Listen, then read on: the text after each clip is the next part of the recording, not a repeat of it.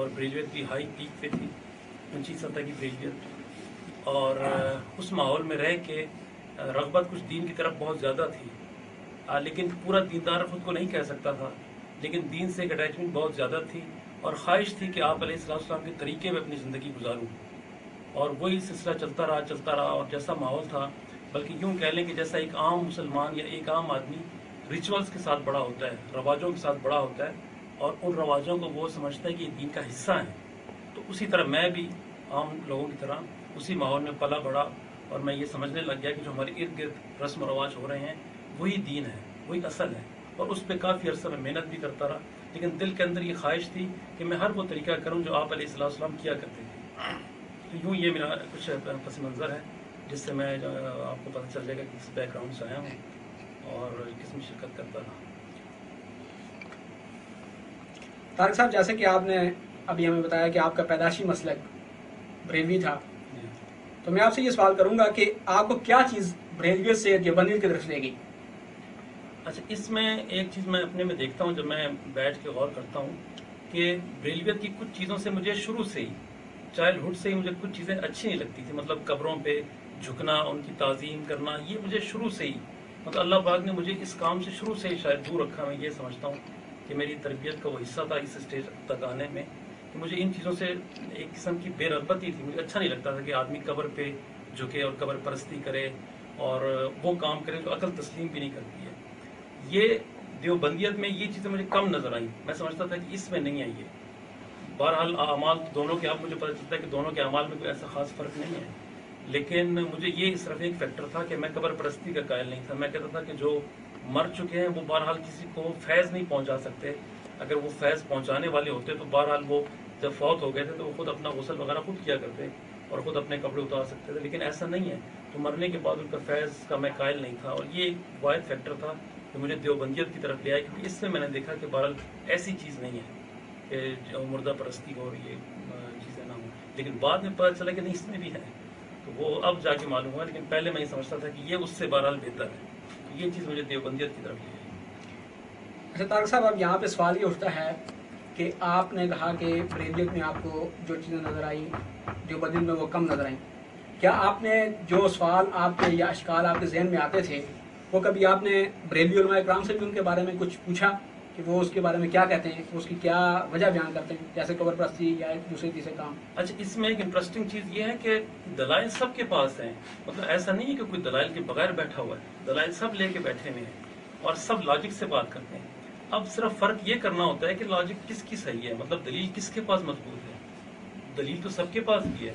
अब ये कादियानी भी दलील लेके बैठे हुए हैं और ये ईसाई भी दलील के साथ बात करते हैं, और आप अलैहिस्सलाम के दौर में यहूदी जो थे उनके पास भी दलाइल थे। लेकिन परखना ये होता है कि दलाइल सच्चे किसके हैं, मतलब किसके पास सच्ची बात है, हमें तो उसको फॉलो करना है। तो मैं जब इनसे पूछा करता था तो मुझे दलाइल ज़रूर दिया करते थे कि भाई दलाइल हैं, और उस वक्त मेरा जहन दलाइल मान भी लिया करता था और कि भाई ये ठीक कह रहे हैं, क्योंकि अब मुझे ये तमीज़ करना मेरे लिए मुमकिन नहीं था कि दलाइल कहाँ से लिए जा रहे हैं। लेकिन बहरहाल वो अकली दलाइल मुझे समझ आ जाता, मैं कहता ठीक कह रहे हैं, मेरी अकल नाक़िस है, शायद मैं नहीं समझ पा रहा। इस तरह जो उनसे पूछा करता था। और ज़्यादातर उलमा जवाब देने से गुरेज करते हैं, क्योंकि उनसे सवाल करना गुस्ताखी है। ये उन उलमा में मैंने एक बात देखी है कि सवाल करने नहीं देते अवाम उन्नास को। वो कहते हैं कि आपका इल्म महदूद है, आपको नहीं पता, और उलमा बेहतर जानते। इतने बड़े बड़े उलमा काम कर गए, बहरहाल वो बेहतर कर गए। तो ये सिलसिला मेरा। तारिक साहब, आपने बताया कि आप देवबंदियत की तरफ आए। अब देवबंदियत में दो तबके हैं, आप किस तबके में थे? मैं वही, चूँकि बरेलवियत में ये था कि मुझे कब्र परस्ती से, तो मैं मेरी ख्वाहिश थी कि मैं ये हयाती जो जिनका अकीदा ये कि आप अलैहिस्सलाम वो हयात है कब्र में भी, इससे मेरी कोई बात बनती नहीं थी, लगती नहीं थी। मैं कहता ये अकीदा नहीं है, बहरहाल वो फौत हो चुके हैं। तो मैं ज़्यादातर मेरी अट्रैक्शन जो थी वो ममाती, मैं कहता था कि आप अलैहिस्सलाम फौत हो चुके हैं और अपनी कब्र में वो जिंदा नहीं है। तो मेरी सारी तवज्जो है देवबंदी ममाती। और इसके अंदर फिर बहुत सारे फ्रैक्शंस हैं, ये थोड़े से नहीं, ये मुझे बाद में पता चला कि वो फिर बहुत सारे लोग हैं। जैसे बरेलवियत में बहुत सारे फ्रैक्शंस मिलेंगे, 10-12 शाखें आगे चलती हैं। इस तरह देवबंदियत में हयाती, ममाती, शाह जमाती और फिर आगे बहुत सारे चलते रहते हैं। तो इसमें बाद में जाके मुझे पता चला कैसा है। लेकिन बहरहाल मैंने हयाती जो थे और ममाती उनको पकड़े रखा। मैंने कहा कि इनका साथ ठीक है।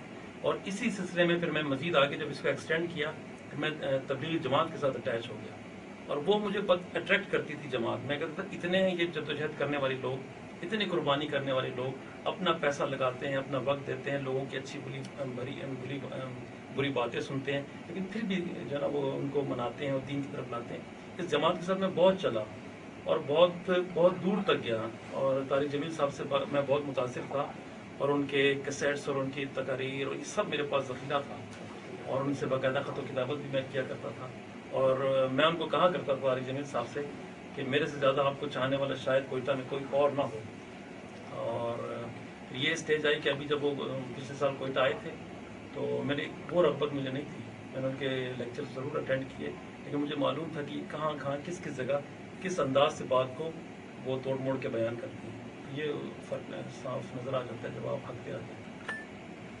اچھا طارق صاحب، آپ نے بیان کیا کہ آپ حیاتی یا مماتی گروپ کے ساتھ ہیں، تو پھر آپ کا تبلیغی جماعت کی طرف رغبت کیسی ہوئی؟ کیونکہ یہ تو سارے حیاتی ہیں، تو ان سے آپ کیسے ملے؟ ہاں، یہ انٹرسٹنگ سوال ہے، یہ بہت اچھا سوال ہے. یہ مجھے بعد میں پتہ چلا جب میں تبلیغ کے ساتھ اٹیچ ہو گیا اور ان کے ساتھ وہ وقت لگانے لگ گیا، اور ان کی جو ہے نا نصرت ہجرت جو بھی ان کے معمولات ہوتے ہیں اس میں شرکت کرنے لگ گیا. بعد میں جب ان کا میں نے اسٹف پڑھا، جو ان کی کتابیں پڑھی، فضائل اعمال ہیں، فضائل صدقات ہیں، فضائل حج ہیں، اس کو پڑھ کے مجھے لگا کہ نہیں، بات تو ٹوٹلی کچھ اور ہے. یہ بھی حیاتی کے قائل ہیں، اور ان کے بزرگوں کے جو واقعات ہیں اور آپ علیہ السلام سے منسوب جو کرامات ہیں، اور ان کے روزہ مبارک پہ جا کے کسی کو آپ علیہ السلام کا ہاتھ نہیں کرتا ہے اور روٹی پکڑاتا ہے اور کچھ کرتا ہے، یہ اس سے مجھے آئیڈیا ہوا کہ نہیں، یہ بھی حیاتی کے قائل ہیں. لیکن چونکہ وہ کیموفلاج کیا ہوا ہے اس لیے پتہ نہیں چلتا ہے. لیکن شروع میں میرا یہ خیال تھا کہ نہیں، یہ بہتر ہے. پھر بعد میں جب جیسے جیسے میں ان میں آگے جاتا گیا مجھے پتہ چلا کہ نہیں، یہ بھی حیاتی قائل ہیں. اور وہ قائل اس لیے کہ ان کی کتابیں بتاتی ہیں کہ یہ قائل ہیں، اور ان میں ان کی بہت ساری کتابیں ہیں. وہ وقت آیا تو پھر ہم آپ کو ساتھ ساتھ بتاتا جاؤں گا کہ اس میں انہوں نے باقاعدہ یہ ذکر کیا ہوا ہے کہ آپ علیہ السلام اپنی قبر میں وہ زندہ ہے. طارق صاحب، کوئی ایک واقعہ جس کو پڑھ کے یا سن کے آپ نے کہا نہیں یہاں پہ کچھ گڑبڑ ہے، جس نے آپ کے ذہن کو جھنجھوڑا ہو، کہ آپ کو نظر آیا ہو کہ یہ بریلویوں سے ملتے جلتے عقائد ہیں، کوئی ایسا ایک واقعہ اگر آپ ہمیں بتائیں. اصل میں جو میرا واقعہ یہ یا جو میری یہ کنورٹ ہونا ہے کتاب و سنت کی طرف، میں سمجھتا ہوں کہ اس میں میرے اندر جو ایک وہ طلب تھی نا، میں یہ چاہتا تھا کہ میں نبی کا صحیح عمل اختیار کروں. مطلب میرے اندر یہ طلب تھی کہ میں ہر کام جو بھی کروں، یعنی کہ نماز کے اوپر ہی میں نے بہت ساری کتب جمع کی ہوئی تھی، میرے پاس بہت سارا ذخیرہ تھا. میں کہتا تھا ایک ایک عمل جو آپ علیہ السلام کا ہے نماز کی نسبت سے یا کوئی اور عمل، وہ اپناؤں. یہ شوق تھا، اور یہ شوق پھر مجھے اہل حدیث کی مسجد میں لے آیا.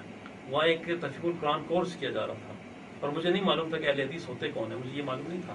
میں سمجھتا تھا یہ کوئی ایک ایسا گمراہ فرقہ ہے جو لوگوں کو گمراہ کرتا ہے، اور گستاخ ہے، یہ ذہن ہمارے فیل کیا ہوا تھا.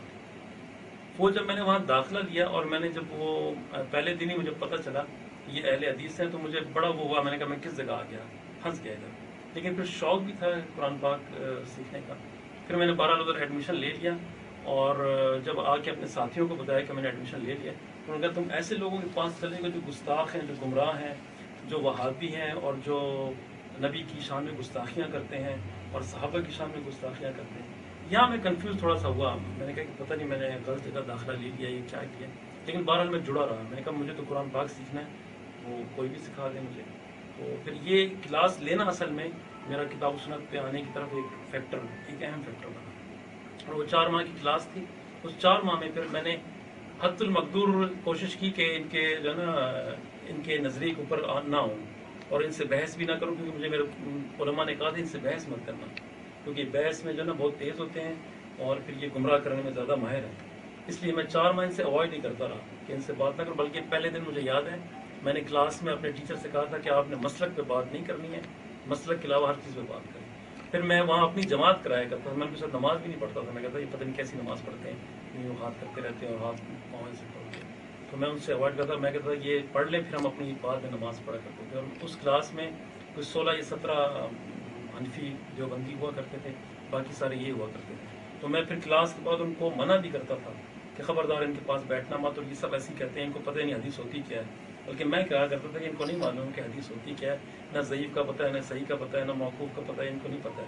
ہمارے امام اعظم جانتے ہیں کہ وہ حدیث کیا ہوتی ہے. اس طرح ان کو قائل کرتا رہتا تھا.